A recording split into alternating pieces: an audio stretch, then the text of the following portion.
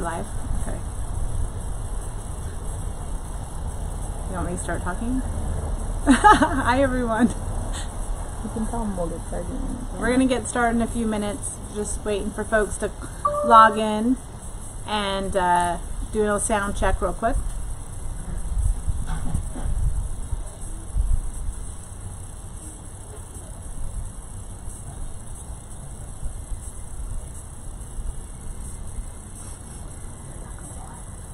Okay. Well, you caught me here this evening. I was sitting here sipping on a little bit of Sauv Blanc. Is the volume okay? Maybe I should sit closer.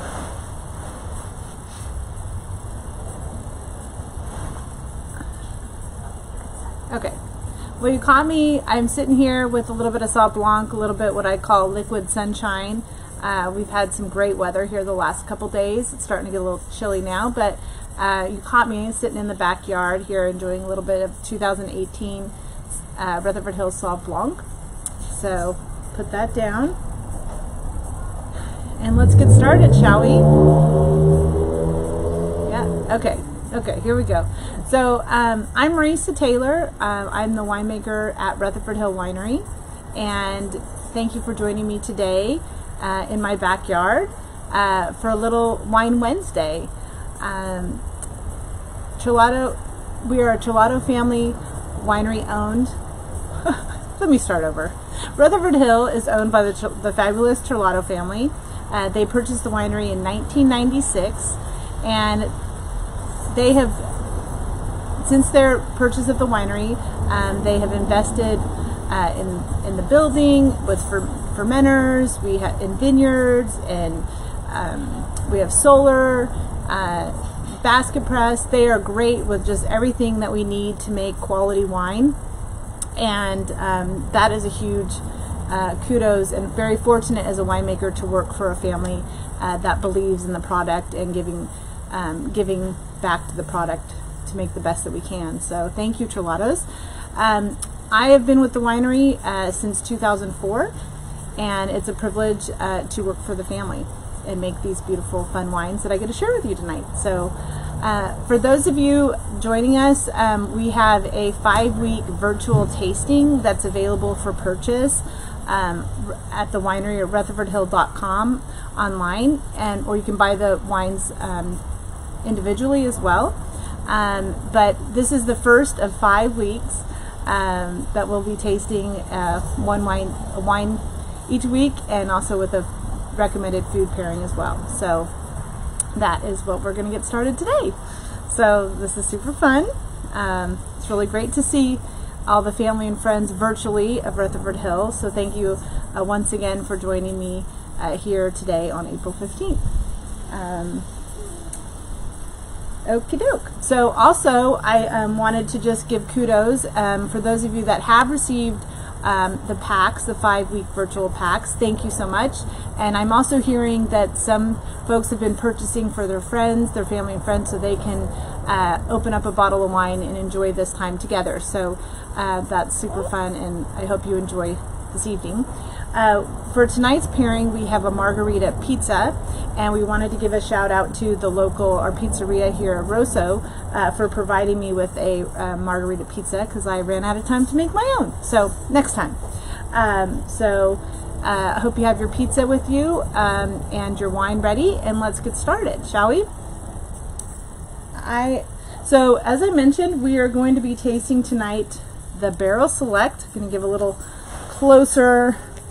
You can see it right there. This is the Rutherford Hill Barrel Select that we have selected for this evening. So the Barrel Select, folks ask me, well, what is the Barrel Select? And also, how is it different from the Napa Valley Merlot? So what I like to explain is that it is, as you may know, like making wine is both, it's that agriculture, as I mentioned before, the agriculture and the creative process of making wine. And there's so many different steps into making wine. And one of those is our wine ages in barrels. And for us at Rutherford Hill, we are fortunate to have what we like to refer to as a mile miles worth of cave in the hillside that we store all of our barrels that are aging our wine. So our wine is aged in our caves in the hillside. And for this particular wine, we came up with the name Barrel Select because it was about, going out and really hand selecting the barrels for that particular wine.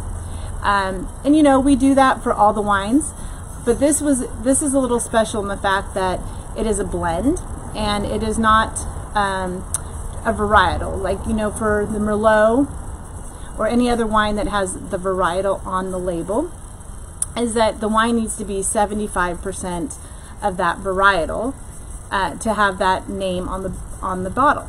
And so for this, some years it may be, I believe the 2015 was around 78% Merlot, so that it made the Barrel Select a Merlot. But some years it's not going to be. It's, for instance, the 2016 is 70% Merlot. So it really gives creative freedom for me as the winemaker to really go out and hand select each barrel that I want to put into this blend. So it really is fun. I mean, I think making all the wines, but particularly I just think this is a really fun wine to make this blend. The 2016 vintage was, as I mentioned previously, was really, for me personally, and I think for a lot of people in the wine community, it was our first year where we got more rain. And so it was for me, I felt relief. When we had certain number of inches of rain, we felt a little bit of relief after having this 4 years of drought that was able to replenish, give back into the earth, into the vineyards, into this Mother Nature. And to put it in perspective, in 2015, we did actually receive about 75% of our normal precipitation that year. But in 2016, we actually received almost around 10 inches more of rain. So it was you could imagine that weight lifted off your shoulders. That was just one of those moments for me. And it was just a great growing season. It was nearly perfect. Warm, mild summer. We didn't have a lot of heat spikes that we often find in Napa. And it was just a great growing season. I remember for me in 2016, just that I really could really wait for the pick, not be in such a hurry, really just really enjoying every moment of the vintage. And some years when we do get those heat spikes, or if it's a dry and hotter sort of growing season, we are kind of pushed to like, oh, we got to pick, and it's just really fast and furious. And it just wasn't one of those paced vintages at all. It was just great. And I remember so much of we did some experimentations, and that also some of that wine went into this Barrel Select, experimentations with barrel fermentation. So where you take the barrel and you pop off the head of the barrel, and we destem the fruit directly into the barrel, so it becomes its own fermentation vat. And then we did an experiment where we popped the head back on, and we'd actually ferment in that closed vessel versus keeping it open. And we also did experiments with, we did a little bit of Petite Syrah that year in the larger, what we would call puncheons. So it's like 2 barrels, really larger barrel. And so it just was just a lot of fun, hands-on winemaking that I think all winemakers really look forward to. That's our go time, right? That's where you're just reaping what you sowed for the growing season. So, and actually that brings us back to the Trolatos, because that was the year that we purchased a basket press. It's a small basket press where we could do these barrel fermentations and press them. And it just really, again, elevating the quality. And that really, thank you to the Trolatos for bringing that investment back into the winery. It was a great tool to play with that year, and we continue to use it. So thank you again for that. We have one question. We have a question. I have help today. So this is my second Facebook Live, and we are now in my backyard and I have my colleague Hannah here. So someone asked if we hand select each grape, or if it just starts with the barrel process, if that makes sense. For the Barrel Select? Yeah. So the question was if we hand select each grape for this wine, or if it's just in the barrel process. Okay, so I would say we make particular picking decisions. So we have blocks of vineyard grapes, and we do pick based on ripeness. So if there's a block that is maybe the north side is riper than the south, or the south side, we do fine tune how we pick. So that is selected, and if we did do a little bit of, I would say each lot of grapes is then fermented separately, and then once that wine is then pressed off the skins and sitting in barrels, the hand selection that I was talking about pulling barrels is kind of at probably like around this time of year, because we're getting ready to gear up for our summer bottling. So you would be then hand picking after having that year and a half in barrel, that you're really picking from each barrel to blend together to give you what you're after, which brings me to barrels. We do use primarily French oak at Rutherford Hill. We've been doing some experimenting from other Hungarian oak. We've done a little bit of American oak. We do stylistically prefer the French oak for the time being, but I have to say I really am liking what I'm finding with the Hungarian oak. And right now we're really in a process of doing another experiment with American oak. And one thing I'll say about aging in barrels is that when you have a brand new barrel and you put the wine in there, that's the first, it just kind of sucks it all up. You really need to give it time to marry with the wine and really evaluate it. We usually evaluate, I would say, every 4 to 6 months to see how the integration of that oak and what it's bringing out in the wine, what attributes for the wine. And when you come to this time of the year, it's really important to take the time out to taste each barrel to see how it either heightens the fruit, brings more spice, how it plays with the texture of the wine. And it's remarkable how much it changes and evolves. And that's why it's really important to work with your barrel folks, the coopers, and we have a handful of different coopers that we use, and we meet with them and we talk about where our source is and the type of fruit we have, whether we have mountain fruit or we have fruit from alluvial or fluvial soils, and kind of what's our goal with that wine, with those grapes and the wine that we're out to deliver. So So someone noticed the chickens. Oh, did somebody notice the chickens? So yes, I do have 3 chickens around my backyard. They're out in their glory. Thompson, Curry, and Thunder are the names of our chickens. So our girls. You can tell we're Warriors fans. So anyways. And someone asked what AVAs and varietals are the 2016. Okay, let's get to the tasting, shall we? I'm a little long-winded, I guess, today. So again, I said the Barrel Select 2016. Let me pour myself a little taste.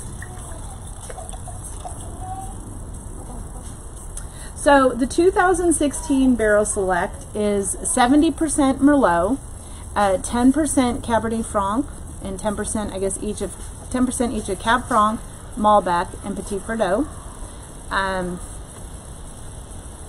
It is what's really special. This particular vintage Barrel Select is, I would say, it's about 50% mountain fruit, and so mountain soils, which can lead to greater intensity of aroma and tannin, and yeah, let me get a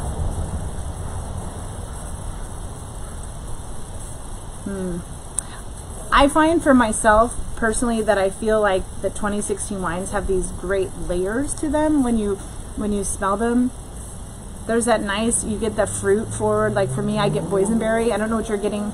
It's okay, whatever you're getting. I don't want to tell you what you're tasting, but for me, it's like boysenberry. When I first smell this, I get some spiciness to it, and also, believe it or not, like some vanilla or something else in there, like a little floral note.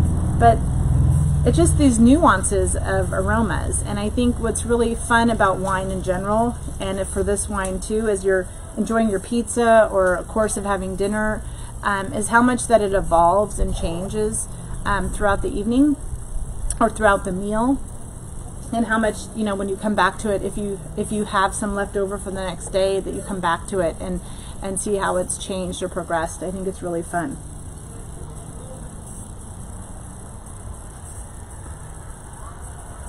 Some people are asking how the 2015 vintage compares to the 2016. Okay, I anticipated that one.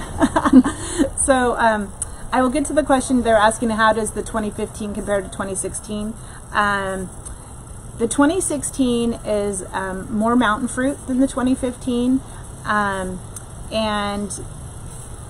the percentages are a little bit different. I'll have to peek at my notes.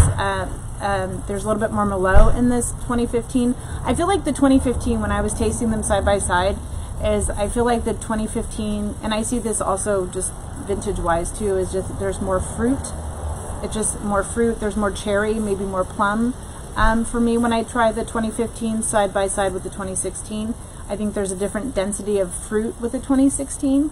And I think because of the Petit Verdot and Malbec, that kind of gives that other layer with like maybe some bluer fruits in there, that maybe that's why my descriptor of boysenberry comes through. Yeah. I lost my train of thought. Oh, you're fine. Someone asked for the mountain fruit, is it eastern or western facing Slopes. It would be, well, we have fruit coming from almost half of it. So we have about 40, I'm looking at my notes, 46% from Atlas Peak, and then we have Oakville and then Napa Valley. So most of the fruit would be from western facing sites, hillsides. Cool. Yeah. And then another thing I'll mention too is that the Barrel Select has a little bit more new oak in it than our Merlot, and it has a little bit more barrel age too. I think that's a distinction as well. It has a little bit more of both of those things. So let me taste it. I'm doing all this chatting and I haven't even tried it yet.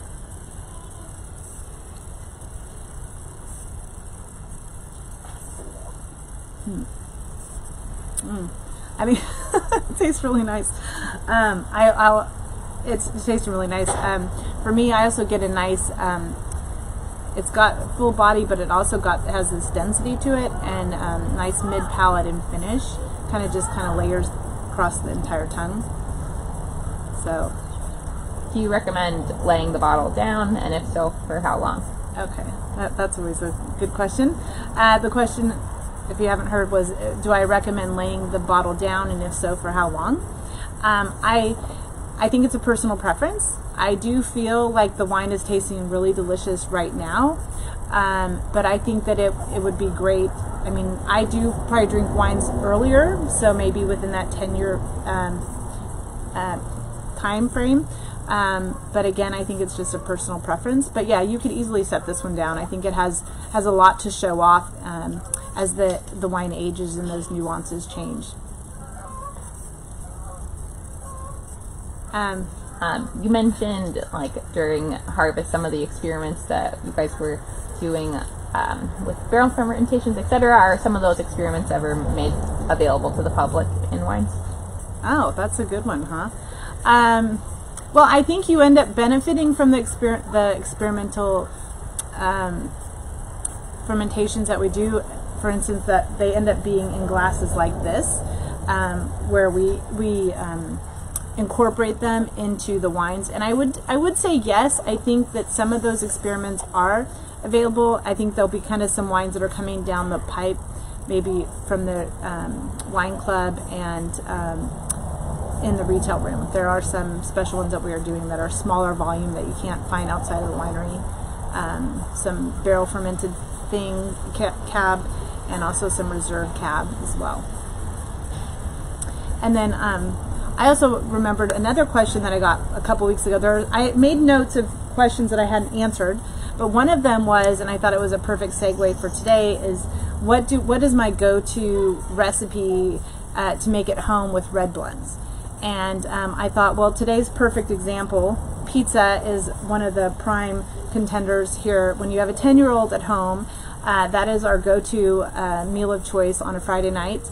We do pizza and movie, and we have a red blend, which is perfect to have our Barrel Select big fun wine. So I would say for us, pizza, Italian food, I mean, I think you can't go wrong for us with pasta or lasagna. I mean, we're a pretty Italian food friendly household here. So that would be my answer to that one.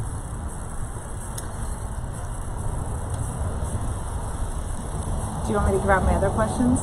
Okay. So, so how are you enjoying the wine? Is there any other questions about the wine itself? Or just keep going? Okay. I'll let you know questions as they're coming in. Okay. So, and also just getting back to that Barrel Select question about the 15, how they're different. I'm just going to pull up my notes here. The 15 Barrel Select, it had Syrah in there. It did have a little bit of Cab Franc and Cab, but that's kind of a big difference, is that instead of Cab, Sauv, and Syrah that were in the 15, in the 16 there was Petit Verdot and Malbec, and that really brings, like I said, that bluer toned fruit component to the wine. But there were a few questions that I noted. I went through the feed from last time, and I thought I would take the time now to sprinkle in some answers here. Somebody had asked us, how did the fires affect us? I think you're probably referring to the fires in 17. There was actually a fire in 2015. There was a valley fire, which was up in Lake County. So if you're drinking the 2015 wine, that was one of those memories for me of 15, but our fruit was nowhere near the fires and we were not affected there. In 17, we had 93%, 95% of our wines, our grapes in that year, and we were really uninfected as a company as far as vineyards. Our vineyards were all safe. We did make some tough decisions in 17. The Trolatos, again, getting back to the Trolatos, their investment in quality and for the brand, for the wines. They said if we had any tainted wines that we weren't to bottle them. So we did make that tough decision. Well, it wasn't tough, right? It was about quality. So they stood behind us and said, nope, we're not going to bottle it. So we didn't. But we were fortunate, I feel like, because I hear other stories from other wineries that they weren't so lucky. And so I would say we were really, really lucky when it comes to the fire. So our wines are solid that way. Someone asked if you could describe the tannins and acidity of the Barrel Select. Oh, geez. Okay. I'll do my best. Tannins and acidity. Okay.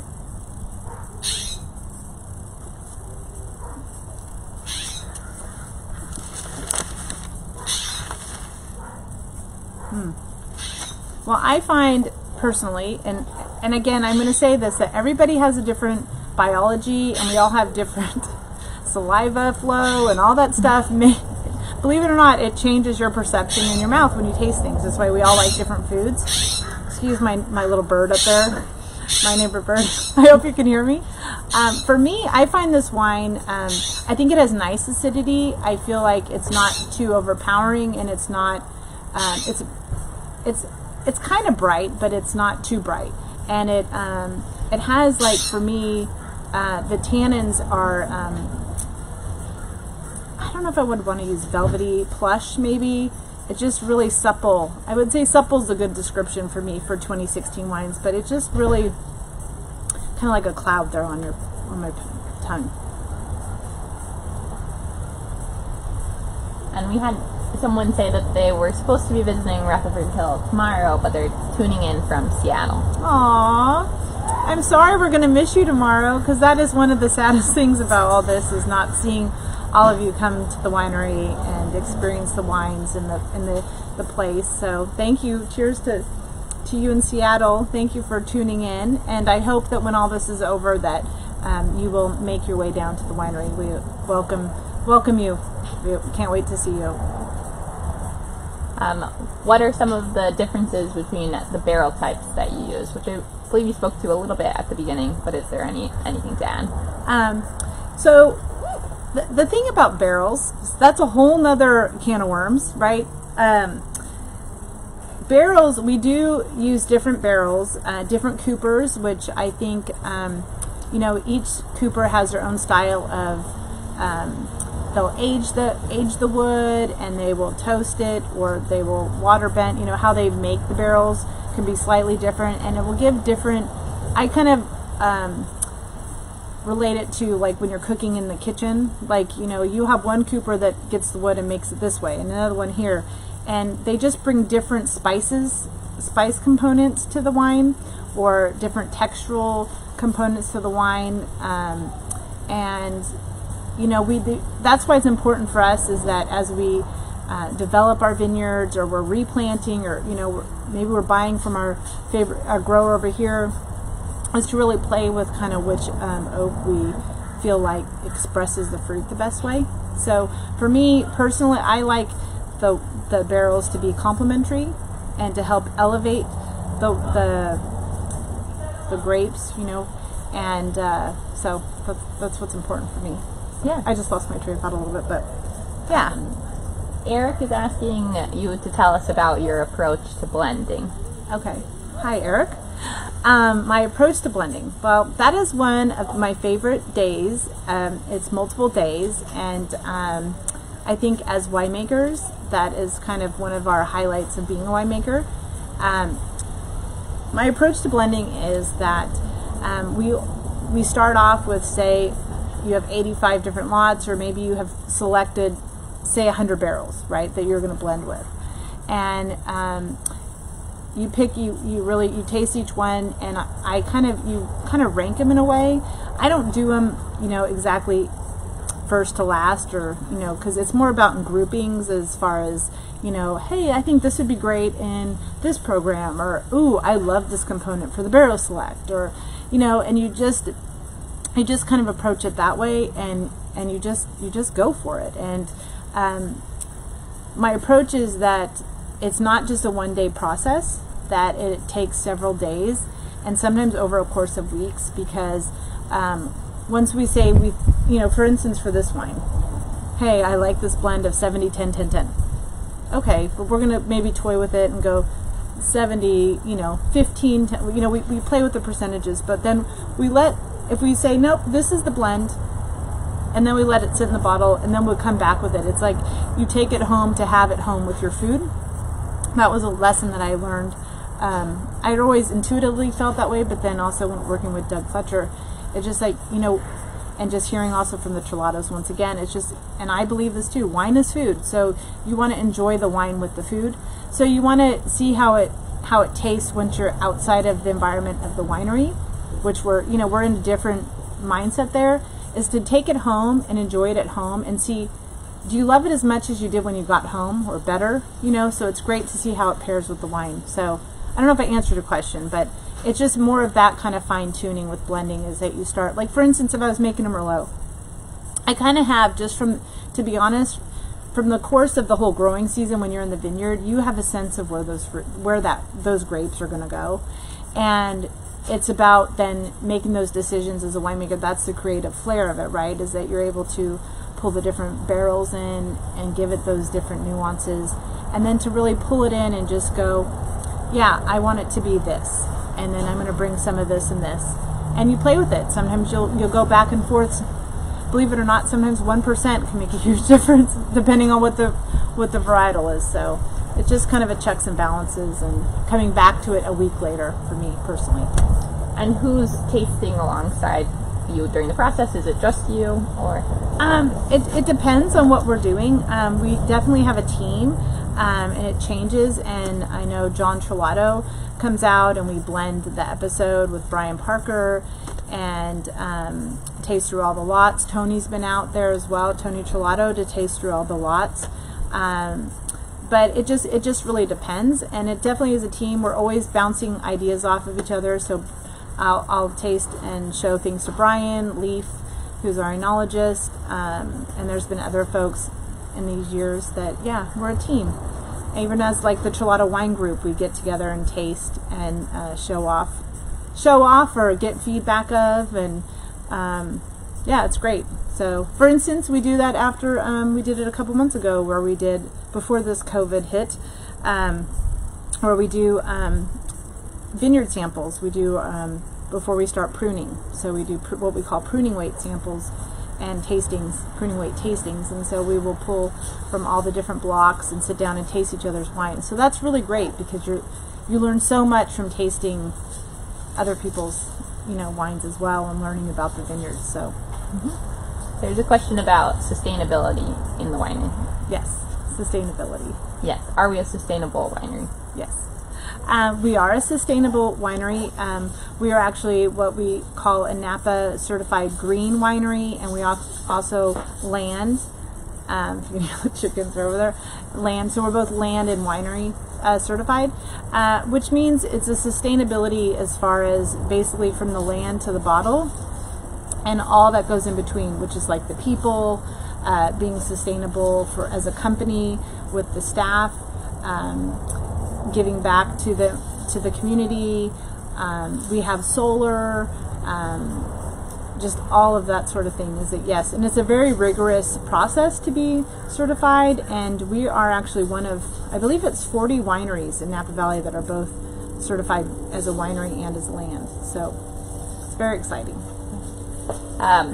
What's your everyday go-to Rutherford Hill wine? That's a question from Dean. Dean. Hello, Dean.